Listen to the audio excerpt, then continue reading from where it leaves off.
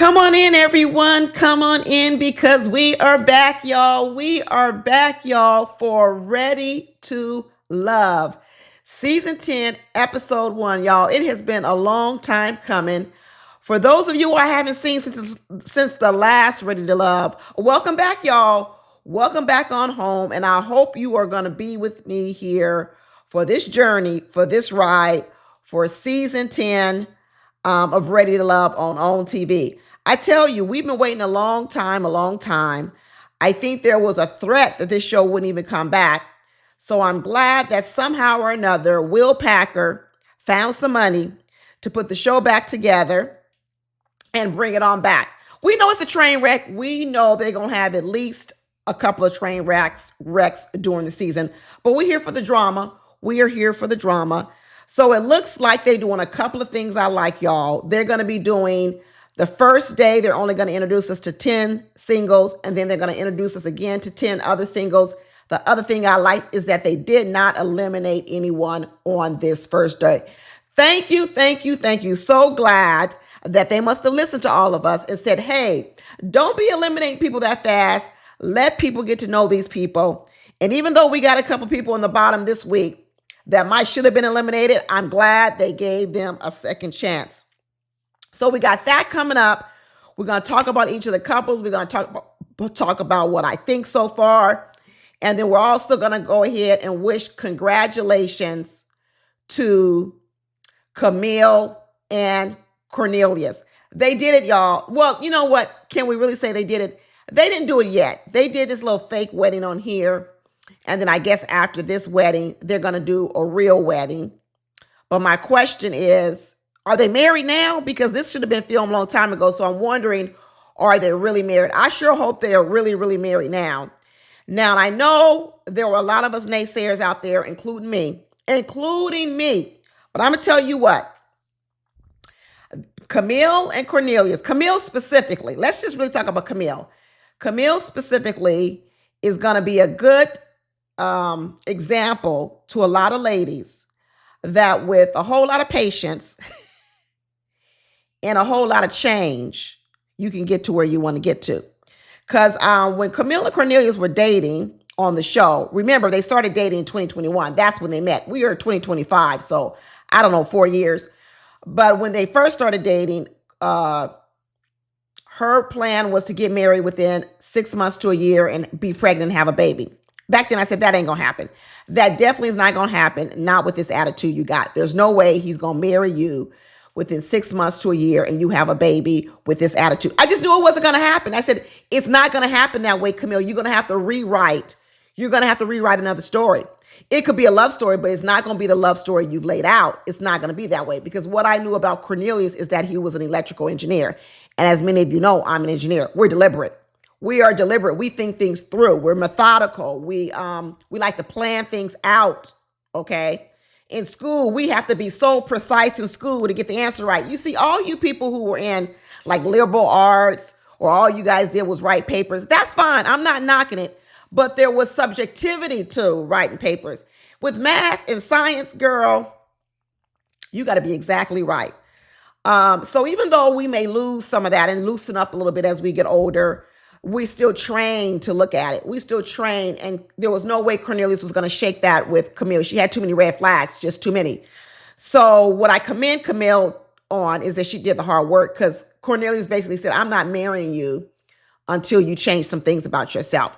And I've been saying this all along in all my videos that people who think they're going to go into relationships just as they are, you're not going to get married. If marriage is what you want, you're not going to get married. And what I like what Camille realized through Cornelius is he was not going to marry her just as she was. There's lots of things he liked about her, but there were a lot of things he didn't. And so therefore she needed to change those things. Her attitude, all that rah-rahness that she had. So what I'm happy about to congratulate them on is they're an example of if you're willing to work with a man, as Camille was willing to work with Cornelius and Cornelius worked with her, she had to lengthen her timeline. So no longer was it going to be 6 months or a year. She's on 4 years now. I know she wanted another child. I mean, I don't know, what's Camille now, 46, 47? I'm not for sure. But hey, modern medicine, you can still have surrogate. She might can still have natural birth. I mean, shoot, Janet Jackson had a baby at 50, so can Camille. Um, there's surrogacy, there's adoption, there's a whole lot of options, and she may have to pivot to one of those options. And then Cornelius, he was younger, so of course, I hopefully his sperm is still swimming. So she had to adapt. She had to adapt, get on his program, and then she had to do a whole lot of changing. I saw a different Camille standing up at that altar. I saw a more calm Camille. Camille remind me of, you ever get a puppy? You ever get a puppy and the puppy's just so full of life, and you get the puppy, but the puppy's just all over the place. All over the place, peeing all over the house, just chewing on clothes, doing a whole bunch of stuff. And you go, this dog is cute, but the dog is too wild. And I just can't handle this wild dog. So what they do is they take the dog off to a little bit of training. I'm not saying Camille's a dog or anything, so don't be getting mad at me. I'm just saying that some people need big adjustments, and sometimes it takes a minute for them to go through adjustments. And what I am happy to see, and I'm going to congratulate them, because all y'all know I love love, I love Black love, and I'm a root for a married couple no matter what. I'm just happy to see she made the adjustment. And I really hope that she can be an example to other women that you can achieve some of the things you want, but you got to get rid of this notion in your head that you just going to show up just as you are, right? That there's going to be some things you got to tweak about yourself, and you're going to have to be willing to do that. And the sooner you do it, maybe the sooner you get married. Hey, I don't know how much Camille resisted the change. I mean, it's been 4 years. Did it take her a long time to come around and realize that the electrical engineer was not going to budge, that he had his rules, his standards? I know another rule they had was that they weren't going to have sex before marriage. That was another rule, that they didn't want to have sex before marriage. It's been 4 years. So if they were able to keep that vow as well, or that commitment as well for 4 years, I'm like, kudos to y'all. Discipline on top of discipline on top of discipline. But the two of them, I think, are disciplined people, because we know Camille has a PhD. She's a doctor, Dr. Camille. And so it takes discipline to go that far in your education, to stay the course. And I believe that Cornelius is disciplined as well, like I said. So here you are 4 years later. I'm sure a whole lot of ups and downs. I'm sure a whole lot of tough conversations, a whole lot of I love you, but, right? That's what it looks like. I love you, but these things right here, you're going to need to change them. Some people get married and hope all the change comes after marriage. Then there are other people who say, no, I want the change before marriage. So the sooner you start working on the change, the better. In fact, what I recommend to women is, don't wait till you find your Cornelius. Why wait till you find your Cornelius to start working on your change? Start working on your change now, ladies and men. Start working on your change now before you met that person. That way you don't have to get ready. You are already ready. Isn't that the same? If you are already ready, you ain't got to get ready. Stay ready. Stay on ready. So when your Prince Charming or your queen, your king or your queen comes into your life, you are ready. Do the hard work. Most of y'all got enough information to know what you need to work on. Most of y'all are in your 30s and your 40s, some in our 50s and 60s and whatever else. But the point of the matter is, you have enough information to know what you need to work on. By now, you done had a couple of boyfriends. You've been around some family members. People have told you what they don't like about you. Don't be running around acting like you don't know. You know. So don't wait till that queen or that king comes into your life to decide you ready to do the work. Do the work up front. But anyway, that was a long intro. It really was a long intro. So I'm going to go ahead and play my intro. But my intro music, my song, welcome all y'all back. And don't forget to like the video. Don't forget to subscribe. And please don't forget to leave a comment down below. And I'm going to see y'all on the other side of this intro. See you soon.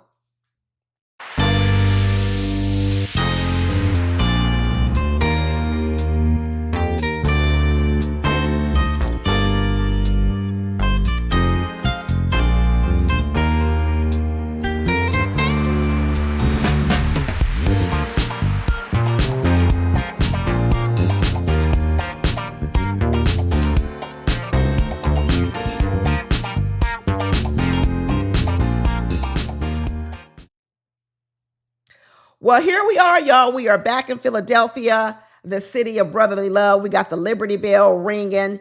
We got the love sign in Philadelphia. Y'all been there? Y'all been there? I've been to Philadelphia once. I had a good time. It was good to see the rich Black history in Philadelphia. I mean, it's Black History Month, so if you want to go visit any place for Black history, I mean, Philadelphia could be a good spot. Also, I want to say, man, Tommy looked good. Tommy was running up them rocky stairs like he was Rocky. It is good to see Tommy all the way back in good health. I mean, the last couple of seasons, he had cancer, then he was recovering, then he looked a little weak sometime, he looked a little thin. But let me tell you, Tommy looked good, and he took on those rocky stairs like a champ. Like a champ, y'all. And then we started getting introduced to all the new singles. We got to meet Deanna. She was 35. She's a firefighter. Deanna's cute. I like Deanna. I mean, I like her personality. I think she's got a beautiful smile. I think she's got an interesting story. I mean, she says she's sexy. She's chocolate sexy. And she says, you know what? Being a firefighter, can be a masculine job. She says she always got to put on her firefighter coat, her masculine coat. But she's saying, you know what? I want to get in my feminine side too. So I don't want to have to be fighting fires during the day and coming home and fighting a man too. She said, I need my home life to be calm, cool, and collected. And so she is hoping that she can meet a man that will let her embrace her firefighter side so she don't have to be coming home putting out fires too. I heard that, Deanna. I heard that. She had on this little sexy outfit. She's showing her legs. She's showing her little cleavage. She got it off the shoulders and everything. She's saying, let me put a little something on, a little something to try to get the eyes stimulated of the men, because we know men are visual. And one of the first men that she does run into is she sees Jay. And she said, you know what? She could eat Jay up. Jay looking like a good old chocolate bar to her. Now, Jay said he is walking in like Denzel Washington. That's the first time I said, oh, hold up, wait a minute. Don't be referring to yourself as no Denzel Washington. You got to be very careful when you put your name and Denzel Washington's name in the same bucket. And right now, Jay, I'm going to tell you, you was not walking like Denzel. You was not walking like him. But okay, I'm going to give you a little bit of grace, because this is just the first episode. So I'm going to try not to go too hard on some of these people too soon, because I want to give them a chance. But first of all, Jay, you ain't got no walk like Denzel, because we know the walk of Denzel, and it wasn't the walk you just showed us. But anyway, even without the walk, Deanna says, she could eat him up. He looking good with them little braids coming down. She said, she don't mind rescuing him.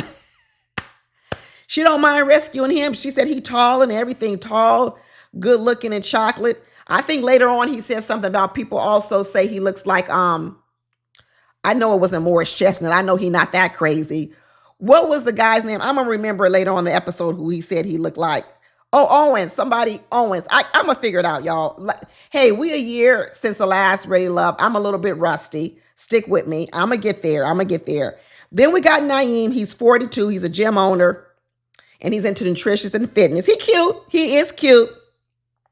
He lets us know that he's been adopted, and he's realizing that he has had to go on a self-love journey because he was so busy trying to fill everybody else up. He wasn't filling up his own cup. I mean, this is a common thing we hear with people who've been adopted. Sometimes they struggle with abandonment. Sometimes they latch on and hold on too fast.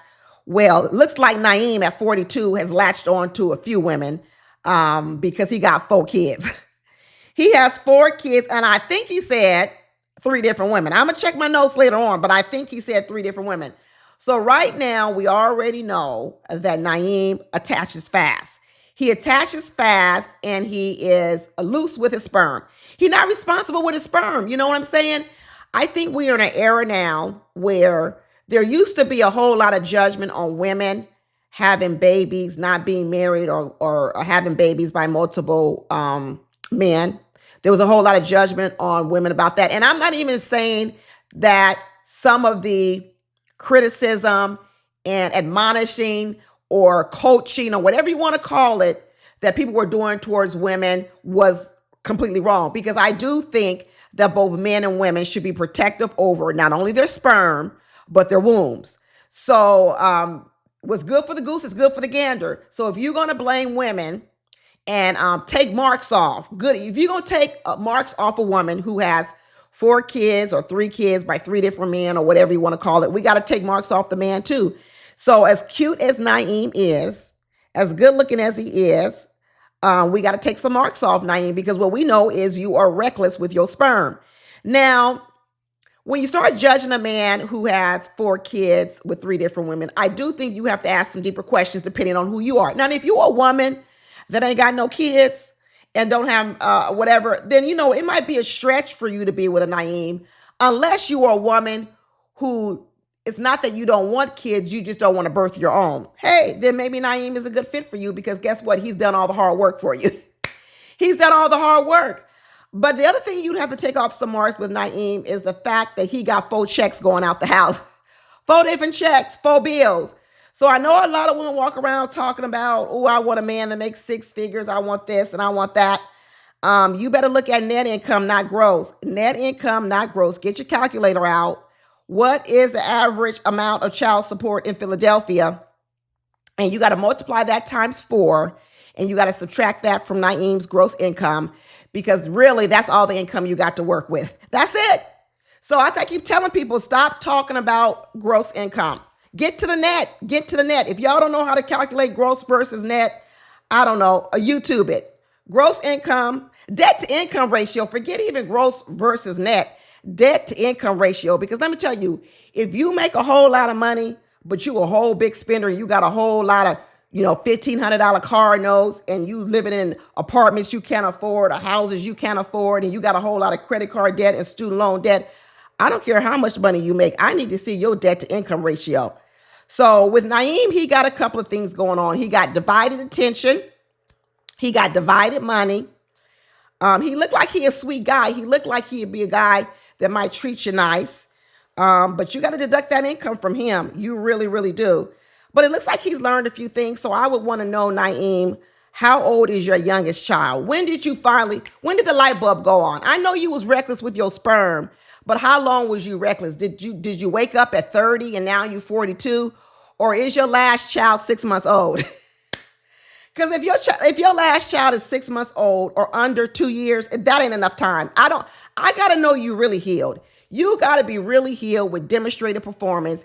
And if your youngest child, your shortest time from having all these kids is just like 2 years ago, that ain't enough time. I need you to have some years behind you from when you learned your lessons and now you've been on a better pathway. That's what I'm going to say.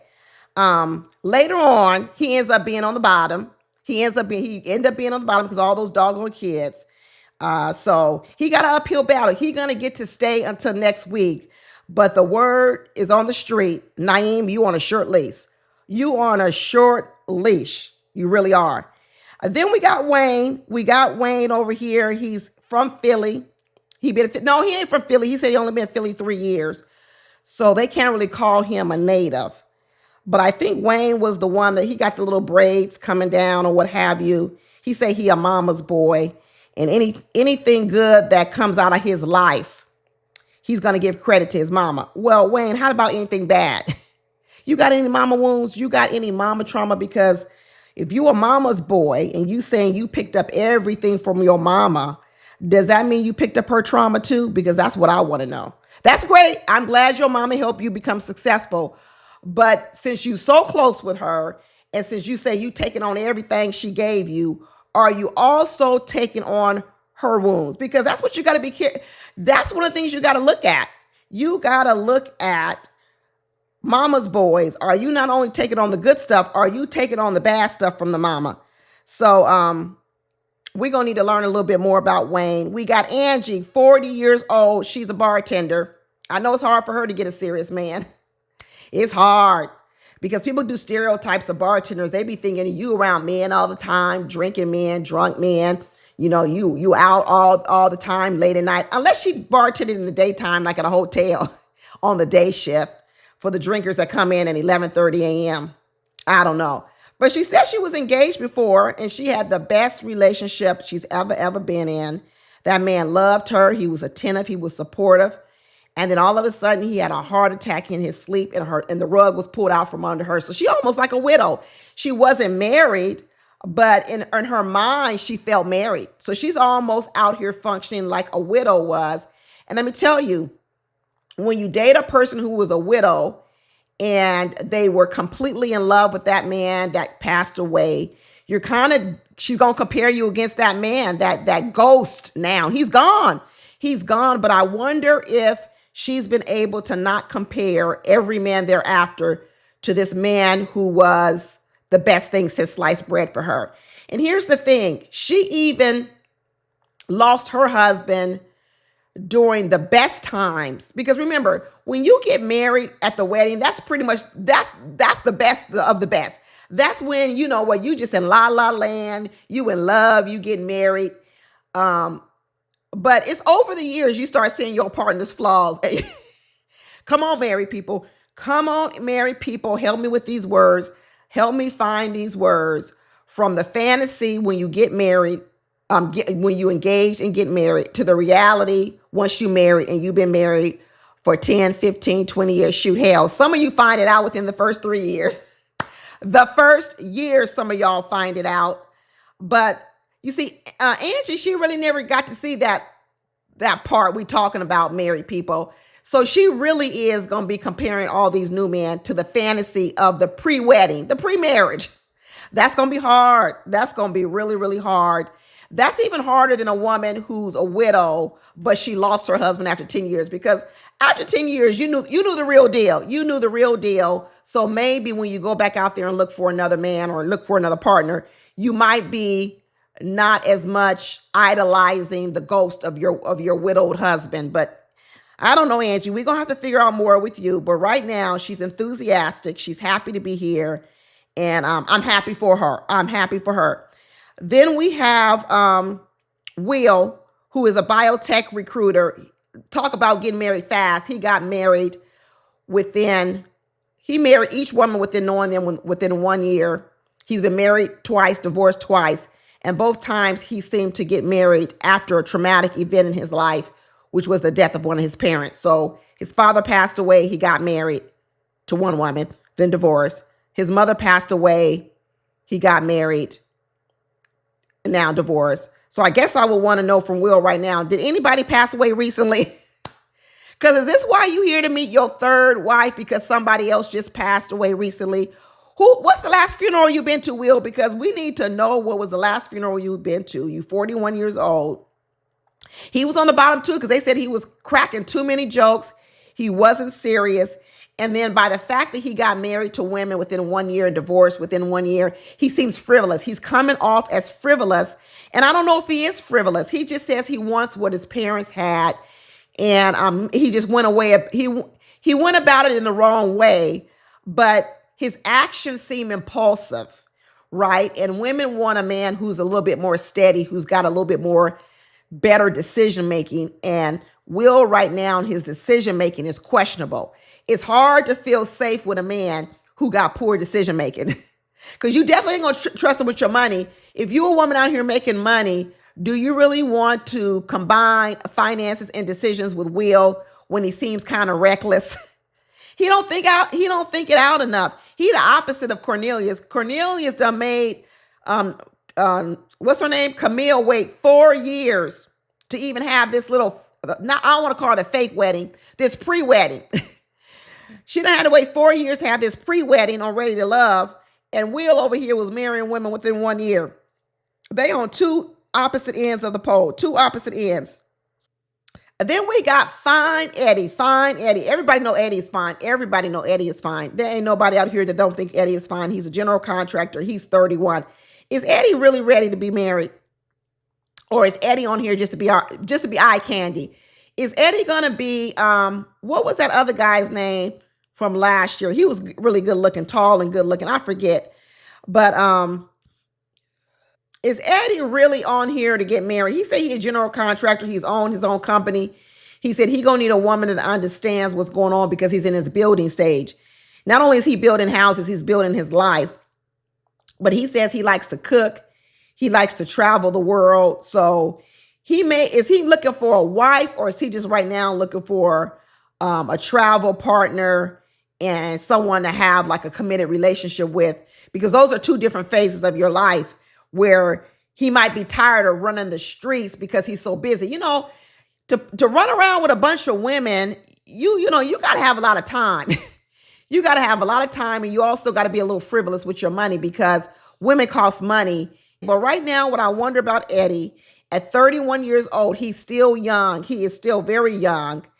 Is he ready to commit or to marriage, or is he just here for a good time? Or if it's not a good time, does he just want maybe a committed relationship? I want to know more about that. And then we have a True. True. She says she is from the Philly area herself. I forget what True does. I'll flash it here on the screen once I look it up before I edit this video. But she from the Philly area. She came in. She got on that flowery dress. She dressed like me. Girl.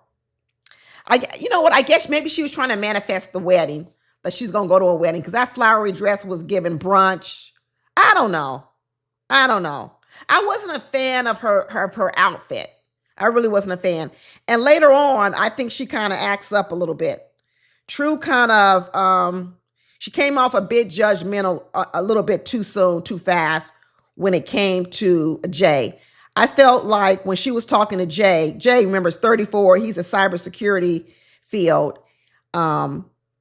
He said he has, I can't remember if he said he had one baby or two babies, but what he did say is that the mother of his child or children, one of the two, that she lives in Virginia. So pretty much his mother's out of state. So for the most part, he's a single father raising a child or children by his own. And then it sounds like the mother is more of the maybe secondary in terms of custody of the child. But he basically was saying that he's tired of running the streets, whatever, from his player days, and that, he wants to settle down. And I kind of just thought he was just saying, he wants to settle down. But I don't know, True went in real hard with him and started saying things about, oh, well, you was a player and all this other kind of stuff. And I really don't think that's what Jay was saying, but I don't know. She could be right. I could be wrong. But I thought she went in too hard, too fast, too soon, too many conclusions. And honestly, the fact that she took his conversation to go there that fast makes me believe she was saying more about herself and her past dating history than she's saying something about him. She's kind of trying to put on him that he said he was a player out here in the streets and he was basically a hoe. But in a lot of ways, it kind of made me think that, I don't know, girl, is that what you're used to encountering out here in the streets? It kind of made me feel like she jumped to conclusions so fast because maybe that's what she's used to encountering. So True, we might need to figure out what's in your background. What is in your wallet? Isn't that what they say on the commercials? What is in your wallet? Because right now, girl, you look like you got triggered. You got triggered by Jay real fast, and we got to know what triggered you. And then we got Kiara, 33, who walks around saying she's a spoiled princess, and she's an insurance specialist. And she talking about, I need the man to bring me flowers and make me happy. That's fine, girl, but what you gonna do? I hope Kiara ain't one of these women that has a list of all the things she wants the man to do for her, which is fine. That's great. You should know how you want to be treated. But then thinks that the only thing she needs to bring to the table is a pleasant demeanor and a cutesy voice. Hello. Girl, I sure hope not. She got a good career, insurance specialist. She need to pay out on all these natural disasters. I hope you paying out these people in California, all these wildfires, if you're an insurance specialist. Do you work with the insurance company or are you the one that sells the insurance? One of the two. But anyway, Kiara, I hope you bring more to the table than this little switching that you doing, this little flirtatious stuff that you doing. I can see you really trying to lure the man in with your flirtiness and your femininity and all this other kind of stuff. I hope it's all real and not fake, but I'm going to tell you right now, Kiara, whatever, is feeling a bit forced to me. It's not feeling natural. It's feeling a little bit, I don't know, Kiara. I hope it's real. I hope you're just not one of these women who just, ugh. But I'm hanging there with you. I'm hanging there with you. You're a cute girl so far. I feel like I hope your heart is in the right place. Right, Kira? I really hope your heart is right. And I hope you know how to evaluate men correctly. And you're just not going to evaluate a man based on like what he can give you and the lifestyle he can give you. But you're also evaluating that man on the substance, on the inside. That's what I want. I don't want you, Kira, to be superficial. That's what I'm looking for. Kira, I don't want you to be superficial. And right now, I don't know yet. But I really want you to be a woman of some substance along with all this other stuff you're showing. Okay, that's what I'm hoping for. And then we got Sahara. She said she ain't dry like the Sahara Desert, though. Girl, you didn't have to say that. She was on the bottom, too, because she got that neck tattoo like she just got out of prison. Are you on parole? Are you an ex-gang member? Because I really don't know why any woman ever, why would any woman ever get a neck tattoo? She needs to get that removed. If you was drunk one day and you got it, if you used to hang out with rough girls in the street, if you used to be in a gang, I don't care. Whatever your past life was that made you get a neck tattoo and you're now trying to venture into a new life, you need to go have your neck tattoo removed, Sahara. Use some of that money you making as a home health care worker and go get that neck tattoo removed. There's no need for it. I can't come up with any great reason, not one of why you should have a neck tattoo. I just can't come up with one.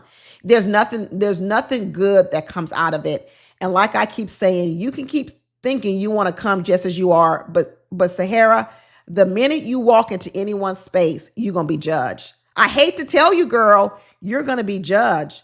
And then when we couple that with the rawness of her personality, she said her psychic told her she's going to meet her soulmate on this show. Her soulmate is going to be met on this show. So she's all into this spiritual stuff, candle burning, sage, probably crystals. And then she started talking about she going to bury people too. I hope she ain't into voodoo. I hope she is not into voodoo. I really hope not. But hey, we'll see. We'll see. Maybe in the next crop of men that come in the second half, she'll find her prince.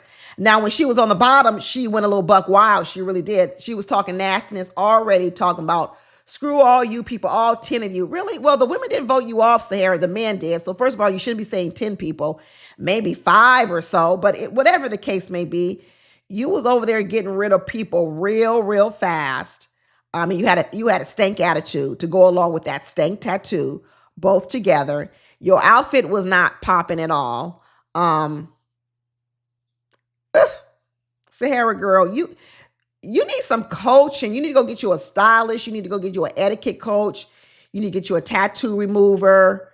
You need a lot of work. You need a lot of work, Sahara, a lot of work. And I don't know why nobody has told you this. You 35 years old. Someone should have told you this. Or are you the woman people have told you and you ignore it and you say, I'm going to be me, I'm going to do me? Is that who you are, Sahara? Are you the girl that no matter what people tell you, no matter how much constructive criticism they tell you, even though they love you and care for you and they want good for you and they try to tell you a nice, sweet way, are you the woman that says, I'm going to just do me and all I got to find is a man who's going to accept me as I am? Let's see. Maybe there is a man on here that's going to accept her as she is. I don't know everything. I ain't no psychic, so who knows? Once again, maybe I'm wrong and maybe Sahara is right. I guess we're going to have to see.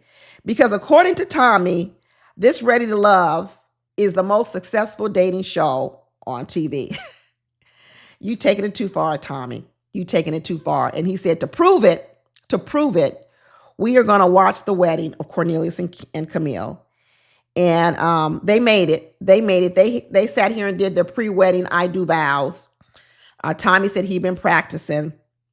I don't think this was the real wedding. I don't think this is where they signed the wedding certificate because I don't think that was no real bouquet. I don't think so. In fact, when they first said there was going to be a couple from DC, I didn't know who it was. I was thinking, okay, DC. I heard that Walter and Sabrina are engaged or got married. I don't know which one, but I heard they got engaged to get married.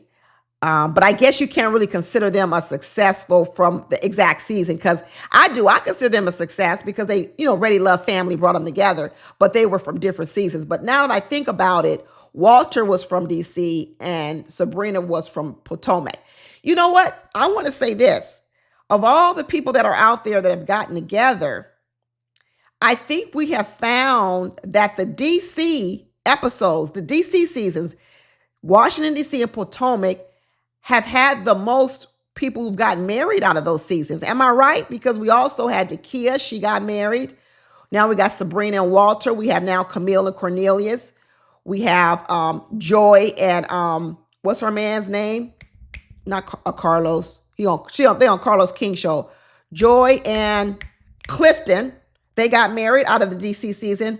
Hey, I mean, maybe DC is full of people who are ready to get married. Maybe there's something there. So we got to see their vows. Their vows were very beautiful. And I like the fact that Zadia came back and was the I don't know, what is she considered? The maid of honor, the matron of honor? I don't know, whatever she is, but she was there. It's good to see that Camille and Zadia's friendship has grown to this level. They still hanging tough. Corey was there to be the best man. That was another good thing.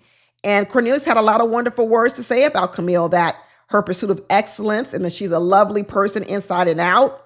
And Camille really talked about how he embraced her being an independent person, but told her that she had to become a new person. And she embraced it. And he told her, you're going to have to chill out. And she had to take a pause, and she had to do some self-reflecting, and she had to listen. And she said she had to pack away her cap, and she had to put away that lip and that back talk and all that other stuff she had to do. She had to throw it away. She had to reinvent herself in some ways, not every way, because like Cornelia said, there were some good things about her, but she had to pack away a lot of that attitude. And she changed. And she said, thank you for loving me through this change. Thank you for loving me to give me the inspiration to change. But now I say that it's great that Cornelius gave Camille the inspiration to change, and Cornelius gave Camille the support to change. But it shouldn't take all this for a woman to change, right? You can do all this changing before you meet your Cornelius. Women, you are in control of your life. Women, we out here doing such great things. We running for president. We CEOs, we senior VPs, we doing all kind of stuff. And women act like when it comes to altering their personality to be a little bit more pleasant, all of a sudden they can't do it. And they need a man to come in their life to make them do it. You don't need a man to make you do something. Take control of yourself. You don't need no one to stand over you and tell you, if you don't do this, I'm not going to give you a ring. You don't need to be, that don't need to be told to you. Take ownership of your life, right? I mean, it's great that Camille did it, and I'm happy that this man inspired her to do it. But you shouldn't have to take anyone giving you an ultimatum and telling you, if you don't change, I ain't going to marry you. Do the change up front, ladies. Do it. And she thanked him for being a positive role model in her child's life. That's great, because from what I remember, Camille had a son. She had a son. And I'm sure that has been a very good benefit to Camille's son. I think Camille had a good relationship with the father. I don't know, but hey, I'm just speculating they did. But they threw the bouquet, and then that girl caught the bouquet. The bartender, she stole that bouquet. She didn't catch that bouquet. She stole it. Let me correct that. She stole it. But Angie, she's 40 years old. They went back talking more about the women and getting to know the people. She's 40. I think she's 40. And she liking Wayne. He's 36. He's the project manager. And Angie says she come from a big family, 11 kids, 6 brothers.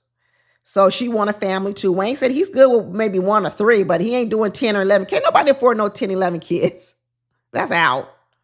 If you got 10 or 11 kids, you got a GoFundMe page, because I don't know how you pay for 10, 11 kids. They're just too expensive, especially in Philadelphia. Philadelphia is expensive too. But they are already swapping telephone numbers. So I guess they're going to get to know each other on a deeper level. Naeem is over here liking True. He's liking True. And they have a little conversation about therapy, which I think was a good conversation. And Naeem said therapy is a must, and so does True. I agree. I agree. I think it's a prerequisite. Before you start seriously dating, you need to go to therapy. It's almost like I know people start, I'm gonna start dating. I'm gonna go get my hair done. I'm gonna get my nails done. I'm gonna get me a new outfit. I'm gonna get my body in shape. I'm gonna work out. Everybody got a list of what they're gonna do to get ready to date. They need to add therapy to that. They need to add therapy. That needs to be on their list before you enter the dating market. Go to therapy. And if you're already in the dating market, before you re-enter it, go to therapy. Just everybody needs it. Everybody needs it. So Jay was over there feeling Kiera a little bit. Oh yeah, that's what here in my notes. He does have 2 kids. He has a boy and a girl, but he was over there feeling Kiera a little bit. They was already talking about flying in their mamas for a wedding. They already planning their marriage already. Some of these people are recently broken up. Some of them been broken up for a while. Will's been broken up for 5 years. Sahara said her ex, they broke up a year ago and he had issues. Girl, does Sahara really believe that all the issues, does Sahara really believe that we believe that all the issues in her relationship were about her ex? Girl, you a walking issue. We already see you a walking issue. So for you to get on here and say your ex had issues, that's why you had to break up with him, tells us that you haven't been to therapy because you have zero self-awareness. I can already tell right now, Sahara, you got issues. So for you not to say the both of you had issues, then you're not aware. You're not aware. Kiera says she don't know if she want to get with Naeem with all those doggone kids because in the end she ended up voting him on the bottom. Kiera, but I find out that Kiera too has 2 kids, but she said he got 4 or 5. I got 2. That's too many kids. That's way too many kids. That's more money. That's too much money going out the house, especially if with Kiera, hopefully Kiera getting some child support because I've been talking about that net to gross income, that gross to net. It works with women too. Women can have good careers, but if you got 2 children and the man you with is not paying any child support, there go your net. There go your net, your gross to your net. So women walk around talking about they got 6-figure incomes. But if you got 2 kids and you done had them with a man that doesn't pay hardly any child support, or he only paying $100 a month or $150 a month, which ain't even enough money to even feed the child on a monthly basis, then you know what? Here go your gross and here go your net. We got to take some points off you. So Kiera over here, bad mouthing Naeem for his kids, but we might need to line up her gross and her net. Because who knows, maybe Naeem makes a whole lot of money. So when you subtract his 4 kids, he still makes more money than the Kiera does when you subtract her 2 kids. You see, that's why I'm telling you, sometimes people better know math. Because just because he got 4 kids and you got 2, I don't know. Maybe your net income is worse than his. And who knows, maybe he got 4 good baby mamas. Maybe his baby mamas are good, upstanding women, take care of those kids very, very well, and they're an asset. But maybe you a woman with 2 kids and your baby daddy don't pay no child support and he in jail. There could be a case where Naeem looks better than Kiera. I don't know. I would need to know the details. But I guess we're going to find out the details as this show goes on. That's what we're here for, the details. True was mad she was on the bottom. And she was like, how the heck am I going to be on the bottom? I'm a brand marketing specialist. Girl, you a brand. This ain't good. This ain't good for your business. The fact that you were a brand marketing specialist and you came on this show and your presentation of your brand, which is you, was so poor that you was on the bottom on the first day. Girl, this ain't good for business. If you can't handle your own marketing of your own brand, how the hell are you going to manage my brand? Woo, woo, woo, woo, woo. But who's liking who? Will was liking Angie. Eddie was liking Deanna. Jay was liking Deanna. So Deanna got a lot of votes. People was liking Deanna and that firefighter, and she cute. Wayne was liking Kiera. Naeem was liking Kiera. But Kiera was liking Jay. We knew Deanna liked Jay. And everybody liked Eddie. What is the show that people say everybody hates Chris? Well, everybody might hate Chris, but everybody loves Eddie. And Deanna was over here liking Wayne too. What were the dislikes? Eddie don't like Sierra. Jay don't like Sierra. Or not Sierra, Sahara. And Jay also don't like True because they got into it. Wayne don't like True. So there you go. That's who was on the bottom. True and Sahara. The brand marketing specialist who can't promote her own brand was on the bottom.